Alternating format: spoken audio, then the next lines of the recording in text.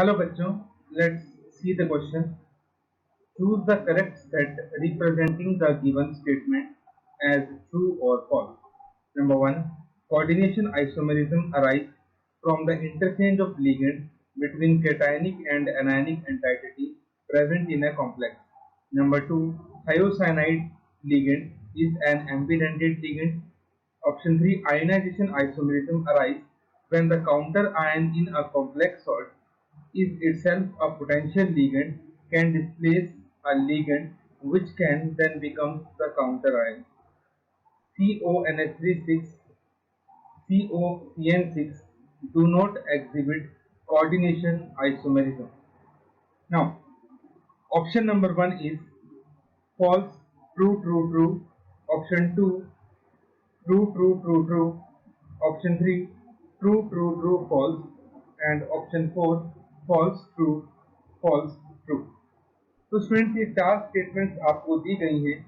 ये चारों ही स्टेटमेंट्स आपको आइसोमेरिज्म के बारे में दी गई हैं. So first of all we will discuss about the key concept of this question.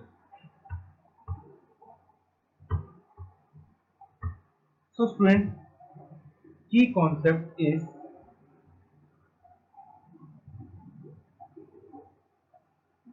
isomer have same formula but different structure.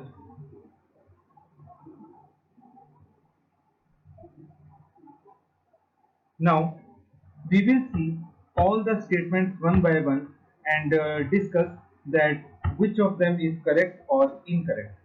Now first statement we have coordination isomerism arise from the interchange of ligand between cationic and anionic entity.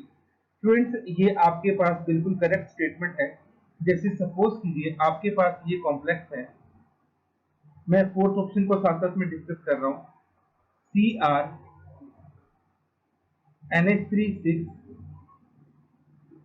and CO CN6. अब ये दोनों के दोनों, इसमें जो first वाला complex है वो कैटायनिक होता है और सेकंड वाला कॉम्प्लेक्स अनायनिक होता है. तो ये अपने लिगेंड्स आपस में इंटरचेंज करते रहते हैं. जैसे फर्स्ट लिगेंड इंटरचेंज होगा तो क्या बनेगा, NH35CN और दूसरी तरफ बनेगा CO CN5NH3. तो इस तरह से स्टूडेंट्स कोऑर्डिनेशन आइसोमेरिज्म शो होता है. अब बाकी जितने भी यहाँ पे अमोनिया और साइनाइड हैं वो भी वन बाय वन क्या होंगे, इनके बीच में इंटरचेंज होंगे. तो कोऑर्डिनेशन आइसोमेरिज्म में कैटायनिक एनायनिक कॉम्प्लेक्स के बीच में लिगेंड का इंटरचेंज होता है. तो जो पहली स्टेटमेंट है हमारे पास वो आपके पास एक ट्रू स्टेटमेंट है. बात करते हैं सेकंड स्टेटमेंट की. तो सेकंड स्टेटमेंट में ये हमसे कहता है कि thiocyanate ligand is an ambidentate ligand. तो स्टूडेंट, thiocyanate ligand जो होता है दैट इज HCN-, ये वाकई एम्बिडेंटेट होता है क्योंकि ये मेटल के साथ S के थ्रू भी कंबाइंड होता है और ये मेटल के साथ N के थ्रू भी कंबाइंड होता है. तो ये एक एम्बिडेंटेट लिगेंड होता है. तो सेकंड स्टेटमेंट जो है वो भी एक करेक्ट स्टेटमेंट है हमारे पास.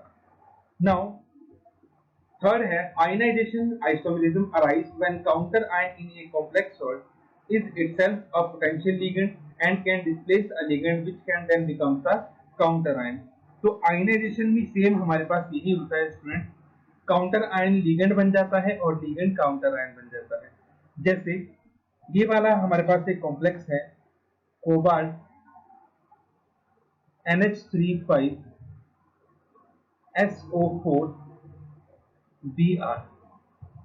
यही कॉम्प्लेक्स एक और फॉर्म में लिखा जा सकता है CONH35BrSO4. तो आपने देखा किस तरह से काउंटर आयन लिगेंड बन गया और लिगेंड बन गया काउंटर आयन. तो थर्ड स्टेटमेंट भी आपका करेक्ट है. CONH36 COCN6 do not exhibit coordination isomerism. मैंने पहले एग्जांपल में ही आपको एक्सप्लेन कर दिया कि ये कोऑर्डिनेशन आइसोमेरिज्म एग्जिबिट करते हैं। इसका मतलब थर्ड स्टेटमेंट जो है वो आपका फॉल्स है। तो यहाँ पे स्टूडेंट्स आपका जो थर्ड ऑप्शन है वो आपका करेक्ट ऑप्शन रहेगा, दैट अबव 3 आपके पास ट्रू स्टेटमेंट है बट फोर्थ वन आपके पास फॉल्स स्टेटमेंट है। तो option number 3 is the correct option. Hope you understood it well. Best of luck.